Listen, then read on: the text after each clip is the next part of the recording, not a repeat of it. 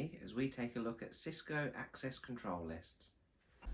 Let's have a look at the topology we're going to be using in this lab. So we have got ourselves a core switch, we've got ourselves a client, and we've got ourselves a server. So the IP address of the client is 192.168.91.2 with a gateway of .1, which is on VLAN 91 SVI switched virtual interface, and then the server is on 192.168.90.2, and the gateway for that is also .1, and that's on VLAN 90, which is on the SVI. So the services that we are running on this server, we are running SMB, which is Windows file sharing, and that is going to be using TCP 445 for our example here. We're also running remote desktop, which uses TCP 3389. We also want to enable ICMP just to prove that where we can reach. So now that we've had a look at that, let's jump in and have a look at the configuration on the switch. So I'm just going to load that up now. Okay, so on this switch we have got the test server VLAN as mentioned in the topology. We've got 91, which is the test client VLAN. So we have also got the VLAN interfaces, so VLAN 90 and VLAN 91. This switch has also got IP routing enabled, so that allows us to route traffic because this is a layer 3 capable switch. So what we'll do is we'll just go on to this machine here, which is the client, so just verify that IP. There we go, 192.168.91.2. Can I reach my gateway? Always a good test that I like to carry out. Yes, I can. Can I ping the gateway of the other device? Yes, I can. That's brilliant. That means we're routing across the switch. And finally, can I reach the server at the other end? Yes, I can. Okay, so that's good. We've verified that ping is working. Can I access the file share? Excellent, yes I can. So that's just a text file that we've got living on that file share on that server at the moment. And then we'll just try and see if we can do remote desktop.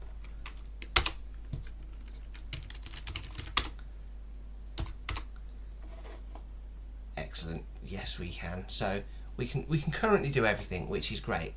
That's telling us that the server is doing what it's supposed to be doing.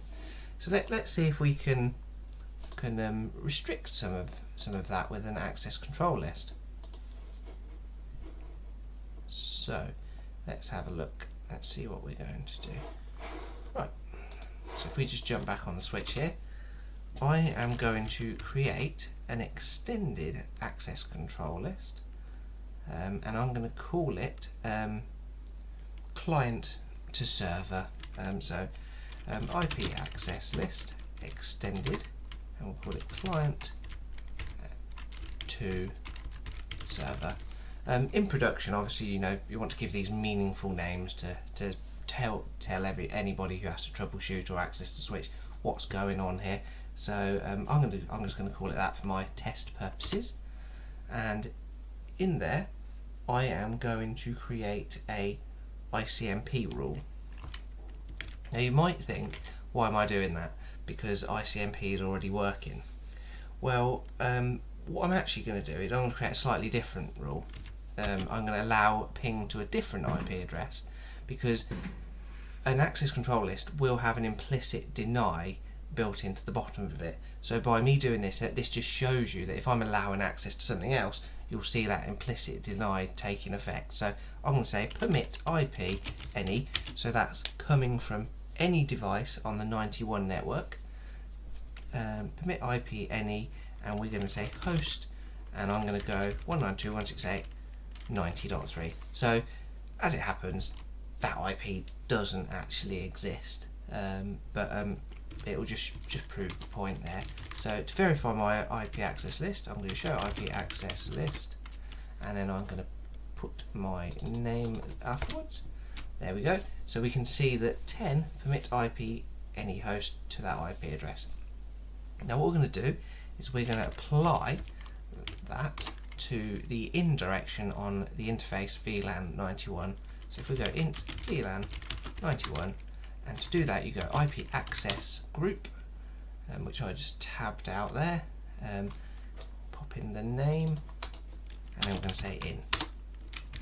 So now our config for VLAN 91 looks like that, and if we just jump back onto the server, I'm not actually expecting to be able to ping 90.2. Okay, there we go. So that is telling me, I know this because I've just created it, but that is telling me that the implicit deny at the bottom of that access control list is taking effect. So let's go about making that access control list allow the services that we want it to. So conft where are we? So you can see on there I've got that permit is on number 10, so IP access list extended client server, and we'll go, let's go for 15, and we'll go permit ICMP any. So that's saying we're going to allow ICMP from any device on the 91 network, and we're going to allow that to our 192.168.90.2. We're also going to allow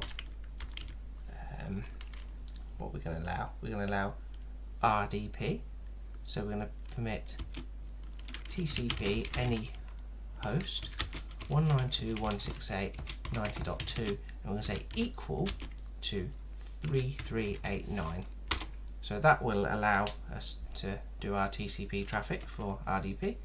And we'll go 30 permit TCP any host 192.168.90.2 equal to 445, which is our SMB traffic. So if we just do our show our access list now, there we go, that's brilliant.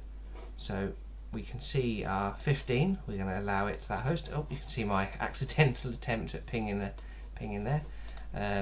We're going to allow RDP, and we're going to allow SMB. So let's just jump back onto that device and have a look.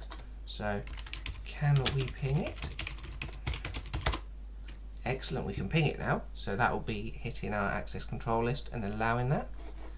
Can we browse the file share?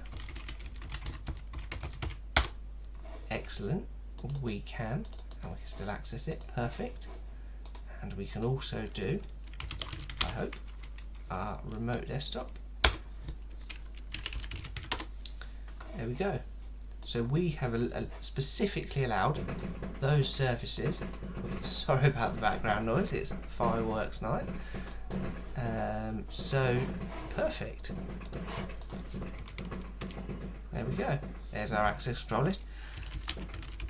So if we wanted to remove that access control list from there, we'd just go into our interface and we'd do no IP access group client.